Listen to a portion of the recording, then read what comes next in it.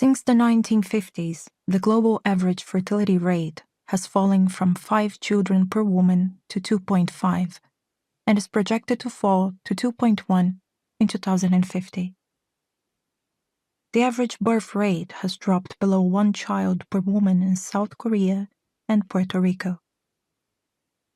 1 in 5 women in their late 40s in England, Wales, Germany, and the Netherlands do not have children.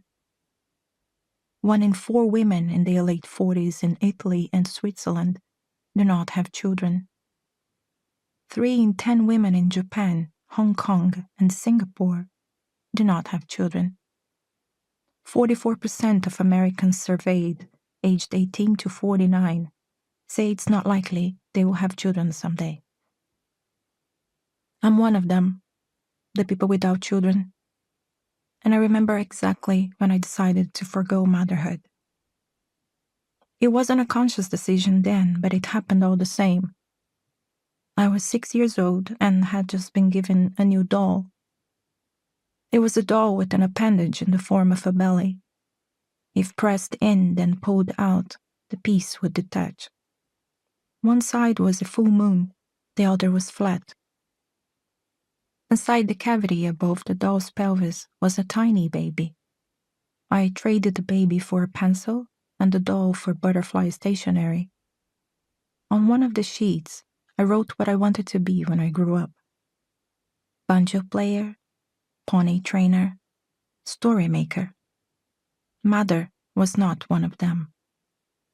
Sister Bettina, my 7th grade teacher in an all-girls school in Brazil, started her class by inspecting our scrunchies, socks, and shoes to ensure they were black or navy blue to match our uniforms.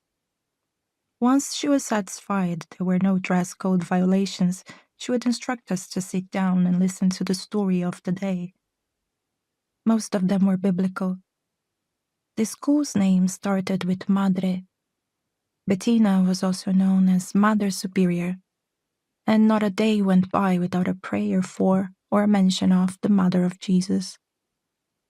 Mary's story made 0 sense to me, so I was the annoying kid playing detective.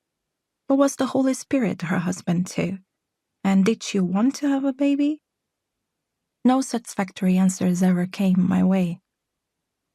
At home, my mother would tell me I had to respect what the nuns said, but didn't have to believe them. I could decide what I wanted to believe when I was older. And so, at 12, I focused instead on imagining alternative endings for the female characters Sister Bettina brought to class. I didn't know I would write an alternative ending for myself too one day.